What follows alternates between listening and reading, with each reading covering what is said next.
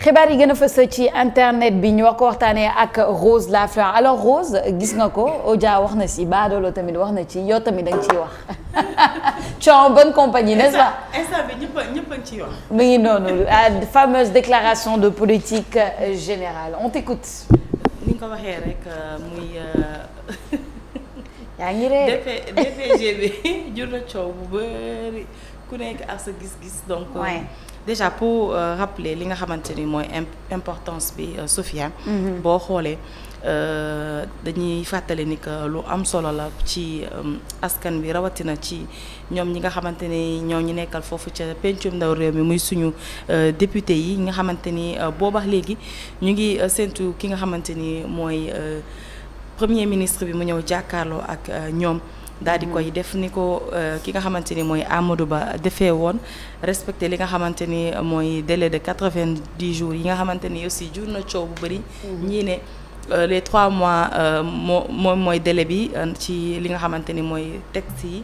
am na ñoo xamante ni tamit génn nañ weddi ko ne pratique la boo xamante ni dañ ko faral di def ba ñu foog ne que loolu mooy li nga xamante ni moo normal ci li nga xamante ni mooy déclaration politique générale bi premier ministre bi wala amal foofu ci biir assemblée nationale booba léegi ñuy séntu ki nga xamante ni mooy Ousmane Sonko mu dem def ko.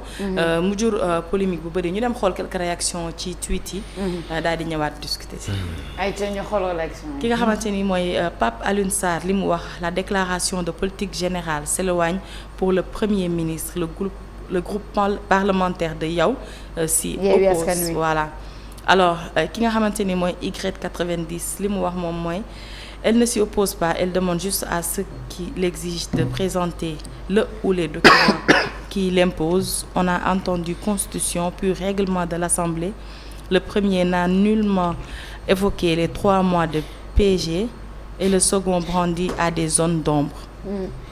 ki nga xamante ni mooy Dia Pape M moom li mu wax mooy nous n'avons même pas besoin de cette DPG. Il a notre confiance na doxal préparons les législatives c'est plus important moom gis-gisam mooy. législatives yi moo gën a am solo. L'alternance générationnelle moom li mu wax mooy je ne comprends pas les députés de Yewwi Askan Wi. Il refuse la DPG de Ousmane Sonko sous prétexte que les articles de l'encadrement ont été abrogés depuis 2019 et n'ont pas été ramenés. Or, parmi ces articles dont il parle, il y a l'article 99 portant motion de censure. ki nga xamante ni moom ba tey li mu wax mooy pour ce même article 99 a été utilisé par ces mêmes députés de Yewwi Askan Wi dirigés à l'époque par Birame Souleye pour une motion de censure contre le gouvernement Amadou Ba. Je trouve leur posture très contradictoire. Arrêtez de nous prendre pour des demeurés. moom daa mujj fëgg dënnam. Alors ki nga xamante ni mooy Zahra Iyam Thiam moom li mu wax mooy selon notre constitution le premier ministre après sa nomination présente sa déclaration de politique générale devant l'Assemblée nationale. Actuellement, il n'existe aucune obligation légale stipulant un délai de 3 mois pour cette présentation. Bien qu'une telle pratique soit devenue une tradition après la suppression d'un acte l'imposant, cependant, la DPG présentée dans un délai raisonnable présente plusieurs intérêts. Elle clarifie les orientations politiques, les priorités du gouvernement, engage ce dernier à suivre les politiques et les plans annoncés et permet d'éviter des solutions conjoncturelles et spontanées comme observé depuis le début du mandat. Gis nga moom confirmé na li ma la doon wax sànq. mooy ni que ñenn ñi jàpp nañ ni c'est 3 mois yi mooy délai bi ñenn ñi jàpp nañ ni que du lu ñu war a mën a exiger ki nga xamante ni mooy Ousmane Sonko. Alors ñu dem ci beneen tweet bi cette assemblée est illégitime représente-t-elle le peuple. internet yi nag dañoo saf laa mel ki nga xamante ni mooy Marème Dia moom li mu wax mooy Sonko est courageux, tout le monde le sait, tenir tête à Macky jusqu'à ce qu'il quitte le pouvoir, seul lui pouvait le faire. N'oubliez pas qu'il a été député. On a vu malgré toutes les attaques subies, montrer au peuple les faibles de votre régime. Diomaye Sonko, c'est la réussite, Inch'Allah. Vers la fin, voilà. Ki nga xamante ni mooy Boubacar Niancho moom nee na jamais si j'étais à sa place j'irais dans cette assemblée nationale devant des députés comme Farba Ngom, Koura Macky et consorts. bi nag moom day jur coow. ki nga xamante ni mooy Amadou Beba moom nee na puisqu'il n'existe aucune disposition légale relative au délai de 3 mois alors wait and see nañu xaar nañu xool. Quant au camouflet politique, il faut aller le chercher au sein de votre parti, de votre coalition depuis le 24 mars dernier. Kii moom xam naa moom kii la patriote la. ayca loolu mooy quelques tweets yi nga xamante ni tànn nañ ko ci réaction yi nga xamante ni internet yi am nañ ko ñu ki nga xamante ni mooy Zahra Iyane Thiam dégg nga importance déclaration politique générale bi ni mu ko expliqué wante ñëwaat na ci exigence délai de 3 mois yi ni que du loo xamante ni forcément mën na ko voilà respecter.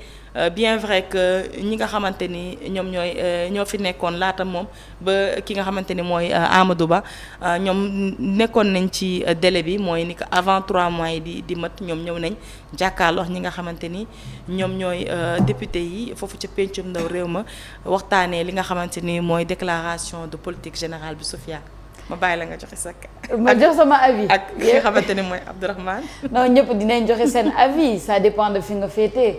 Je pense c'est la guerre des opinions et c'est de bonne guerre parce que bu fekkente ni y a pas d'obligation finalement on cherche quoi? On cherche les avantages et les désavantages et chacun de son côté am na ay avantages yi nga xamante ni mën na ko wane am na ay désavantages yi nga xam ne mën na ko wane ça dépend c'est pour ça qu'en fait la loi souvent est là pour départager ce genre de choses parce que si la loi dit quelque chose tout le monde se plie à cette loi par rapport à sa avantage ou sa désavantage loi bi bu fekkee lii la wax loi bi nga war appliquer bu fekkente ni nag y a pas de loi c'est là que la guerre des opinions commence et je pense que par rapport à la déclaration de politique générale du Premier ministre Ousmane Sonko ça devient la guerre des opinions parce que clairement gis nañ ni en fait y aurait pas d'obligation si on suit la logique des choses y aurait pas forcément d'obligation maintenant est-ce qu'il doit le faire est-ce que c'est important qu'il le fasse est-ce qu'il doit le faire dans ce contexte où la majorité à l'Assemblée nationale n'est pas patriote ça devient une guerre des opinions tout simplement et dans cette guerre des opinions moi je vous demande votre opinion Abdourahmane Sophia moom da ñuy dugal quoi. damay laajte. Dans cette guerre des opinions je vous demande votre opinion. waaw. D'accord bon on va essayer d'avoir une opinion par rapport à ça. Mais ce qui est sûr et certain c'est que ça a commencé benn journal déjà moo njëkkoon titré comme quoi le Premier ministre ou bien le président de la République pouvait dissoudre l'Assemblée nationale à partir du 31 juillet. Gannaaw loolu il y a eu ici dans le groupe E-Media Invest à iRadio précisément kenn ku génn def déclaration jege loolu ki nga xamante mooy Ousmane Sonko expliqué mu ne déclaration de politique générale bi tant que beneen assemblée nationale amul duñu ko def.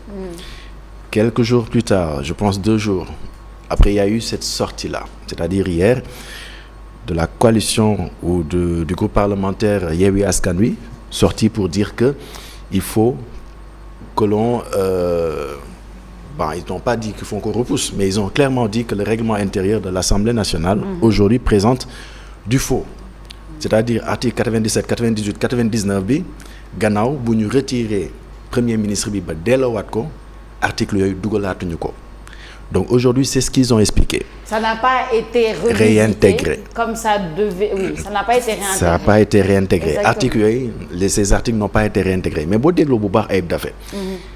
Ayib Daffé dafa def benn aveu de taille. Et je pense que c'est une erreur de communication. OK.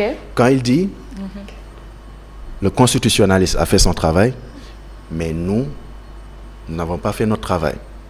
Qu'est-ce qui les empêchait de faire leur travail? Ba réintégrer waat article yooyu noonu nga xamante ne mooy tax premier ministre bi buñ ko nommé moom mun na jàkkaarloog ñi nga xamante ne ñoo nekkee ci assemblée nationale bi. Excusez-moi je pense que cette démarche du groupe parlementaire Yewwi Askan Wi a juste été une démarche ridicule si vous me le permettez. C'est ton opinion. Effectivement. Pourquoi?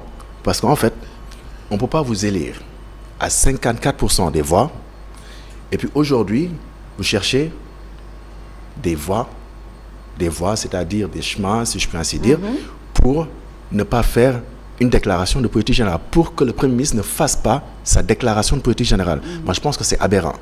Aujourd'hui, le Premier ministre ci la war a gën a am confiance jàkkaarloog que mu nekk opposition que mu nekk ñi mu àndal mu def déclaration de politique générale am wax orientation yi nga xamante ne que moom la bëgg a yóbbu réew mi.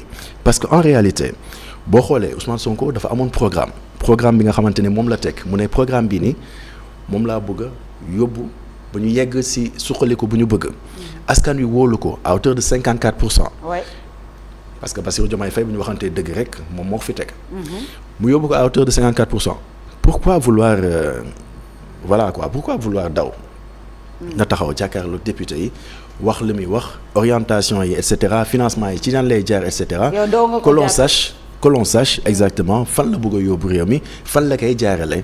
Parce que c'est le sens d'une déclaration de politique générale. Il faut dire Ayib Daffé l'a précisé également dafa ne règlement intérieur bi y a du faux, mais il faut pas oublier que règlement intérieur man bokk si li ma jàpp c'est vrai que je suis pas un constitutionnaliste, mais ce qui est sûr et certain loolu c'est le b.a.-ba, c'est-à-dire la constitution est au-dessus du règlement de l'Assemblée nationale.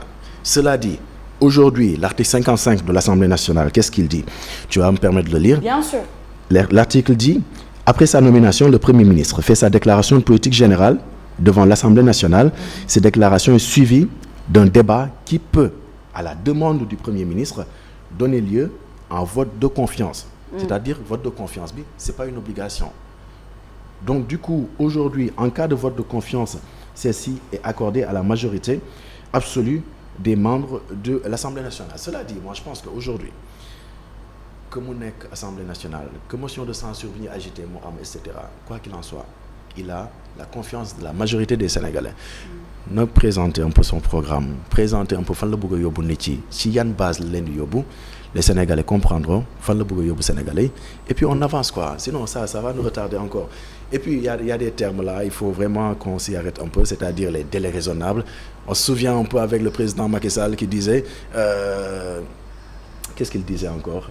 Dans les meilleurs délais, délais raisonnables, etc. C'est vrai que 3 mois, c'est pas une obligation. Fourre-tout. Voilà. Donc aujourd'hui, je pense que na jàkkaarloog député yi faire sa déclaration de politique générale et puis on passe à autre chose parce que ñoom ñoo ko wax. Aujourd'hui, on n'a vraiment pas de temps à perdre. Dañu def li ñuy def et puis on avance quoi. C'est ton opinion bien trempée, ton analyse bien faite, Abdourahmane Ly. Man, j'ai une question, Rose, parce que Abdourahmane wax na lu am solo nee na pourquoi ne pas avoir confiance avec dem def DPG déclaration de politique générale DPG bi est-ce que mun nga am confiance ci assemblée bi nga xamante ni yow amagoo ci majorité fi mu ne nii opposition moo ci am majorité est-ce que mun nga am confiance dem def DPG selon toi?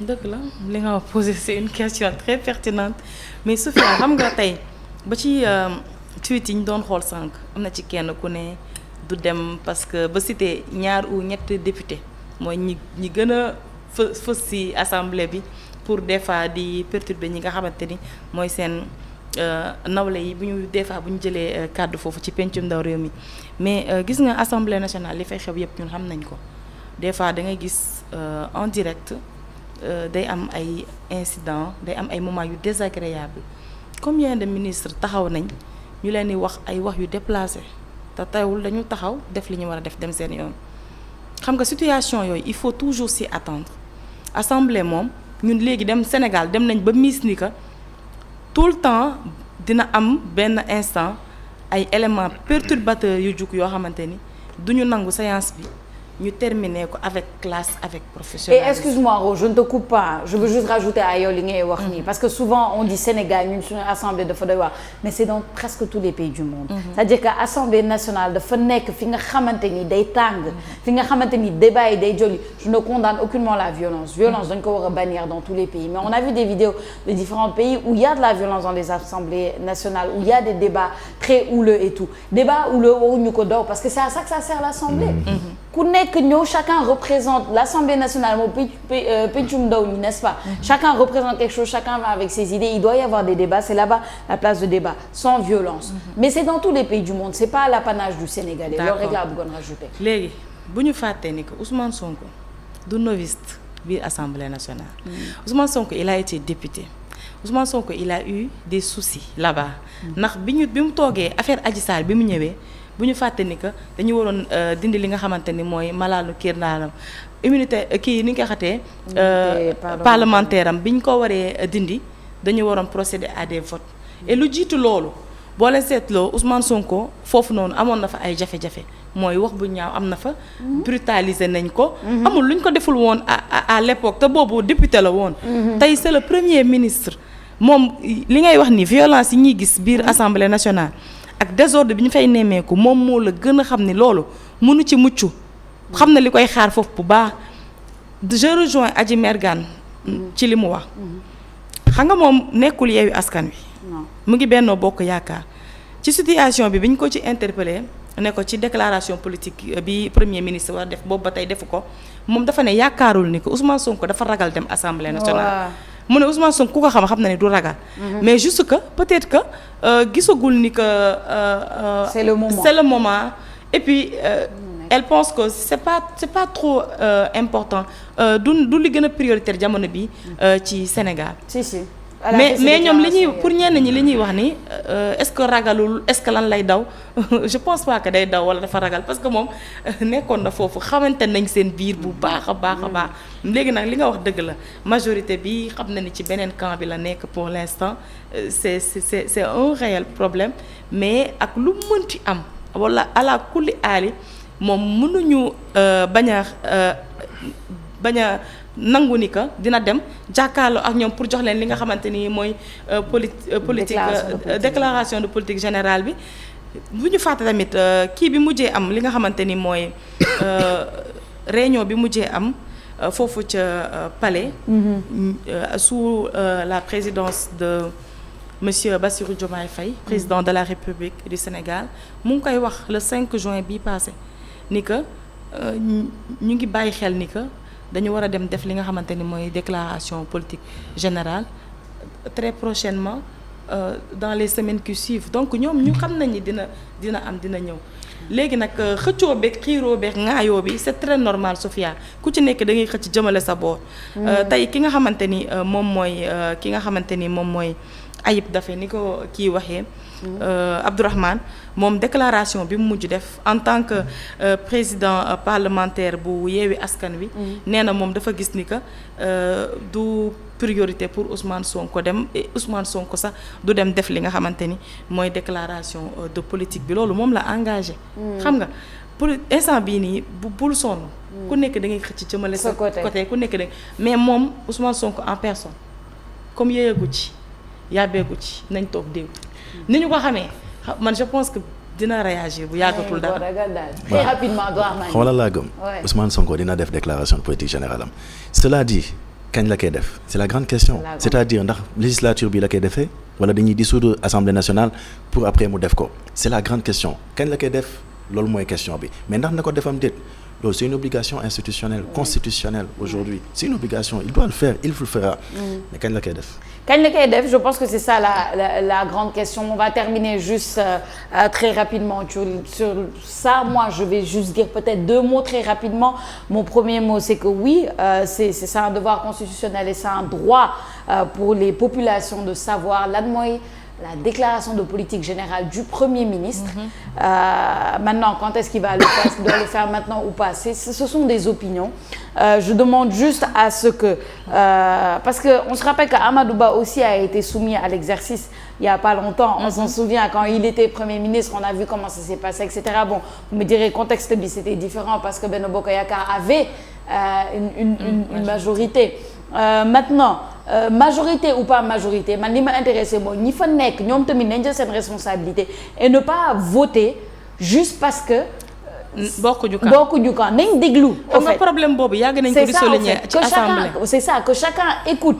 bu fekkee ni déclaration de politique générale dal na sa xel nga nangul ni dal na sa xel bu fekkee dalul sa xel ñu nangul la ni dalul sa xel c'est ça aussi qui est important à mon avis. parce que en fonction de ça après ci la ñuy voter li nga xam ne mooy budget yi. mais Sophia loolu yàgg nañ ko kaas Sénégal fii nii mooy ni que suñu député yi ñoom parti politique lañ fi nekkal parce que tey da ngay dégg benn kenn ku nekk ci opposition bi ñëw wala ku nekk ci nguur gi ñëw def proposition boo xamante ni yow leer na la ala kulli aali lii lu raisonnable la lu ma war a mën a voter la mais doo ko def parce que parti politique nga fa nekkal. C'est ça. nekkaloo fa li nga xamante ni mooy askan wi loolu tamit problème bu doy waar la. C'est un problème. En tout cas, on verra bien de quoi il s'agit. On verra bien quand est-ce que ce sera fait. Mais ce qui est sûr, c'est que ce sera fait, n'est-ce pas?